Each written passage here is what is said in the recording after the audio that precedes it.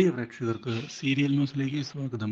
കൂടുതൽ സീരിയൽ ന്യൂസുകൾ അതിവേഗം ലഭിക്കുന്നതിന് ഈ ചാനൽ സബ്സ്ക്രൈബ് ചെയ്യുക. ബെൽ ഐക്കൺ മറക്കാതെ ക്ലിക്ക് ചെയ്യുക. വീഡിയോ ഇഷ്ടമായി എങ്കിൽ ലൈക്ക് ചെയ്യാൻ മറക്കരുത്. ഒടുവിൽ പുതിയൊരു വഴിത്തിരിവ് ഉണ്ടായിരിക്കുകയാണ്. പാർവതിയെയും മീനുവിനെയും ചെന്ന് കാണുകയാണ് സൂരജ്. മീനുവിൻ്റെ അമ്മ പറഞ്ഞത് എനിക്ക് മനസ്സിലാകുന്നുണ്ട്. നിങ്ങളുടെ മകളുടെ ഭാവി നിങ്ങൾക്ക് വിലപ്പെട്ടതാണ്. അതുപോലെ കാര്യങ്ങൾ എനിക്ക് മനസ്സിലാകുന്നുമുണ്ട്. ഞാൻ ഒരിക്കലും മീനുവിനെ ചതിക്കുന്നതിനായി ശ്രമിച്ചിട്ടില്ല എന്നതാണ് സത്യം. അതുകൊണ്ട് തന്നെ നിങ്ങൾ കാര്യങ്ങൾ മനസ്സിലാക്കണം. നീ ചതിച്ചിട്ടില്ല എങ്കിൽ പിന്നെ ആ ഫോട്ടോസൊക്കെ എന്താണ്? അവൾ കാണിച്ച തെളിവുകൾ എന്തിനാണ്? കാര്യങ്ങൾ വ്യക്തമാക്കൂ. ഞാൻ ചോദിക്കുന്നതിന് ഉത്തരം പറയൂ. കുറച്ച് കാര്യങ്ങൾക്ക് എനിക്ക് ഉത്തരം പറയാൻ പറ്റിയ അവസ്ഥയിലല്ല ഞാൻ. എന്നാൽ ഈ വിവാഹം നടക്കില്ല. ആ കാര്യം ഞാൻ തീർത്തു പറയുകയാണ്. എൻ്റെ മകളുടെ ജീവിതം വെച്ച് പന്താടാൻ ഞാൻ ഉദ്ദേശിക്കുന്നില്ല. മനസ്സിലായോ സൂരജ്? ഈ വിവാഹം നടക്കില്ല. ഇനിയും ഈ കാര്യം പറഞ്ഞ് ഞങ്ങളെ ശല്യപ്പെടുത്തരുത്. ആ ഒരു റിക്വസ്റ്റ് മാത്രമാണ് എനിക്കിപ്പോൾ നിന്റെ മുന്നിൽ വെക്കാനുള്ളത്. ഇതോടെ സൂരജ് നിരാശനായി ഇറങ്ങിപ്പോവുകയാണ്.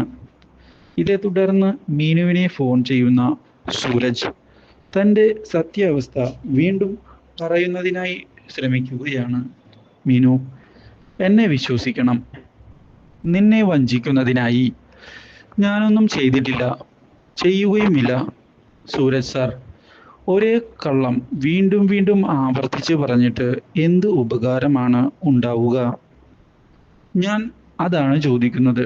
സൂരജ് സാർ സത്യം തെളിയിച്ചാൽ ഞാനത് സമ്മതിക്കാം. ഇത് സൂരജ് സാർ സത്യവും പറയുന്നില്ല, ഒരു ന്യായീകരണവും തരുന്നില്ല. മതി സാർ, നമുക്ക് ഇതിവിടെ നിർത്താം. മീനു, എനിക്ക് നിന്നെ അത്രയധികം ഇഷ്ടമാണ് സാർ, പ്ലീസ്. ഇതേക്കുറിച്ച് ഇനിയൊരു സംസാരം വേണ്ട എന്നാണ് എനിക്കിപ്പോൾ പറയാനുള്ളത്. നമ്മൾ കാര്യങ്ങൾ ഇപ്പോൾ വളരെ അധികം കടന്ന് ചിന്തിച്ചു കഴിഞ്ഞു. എനിക്ക് മടുത്തു സാർ.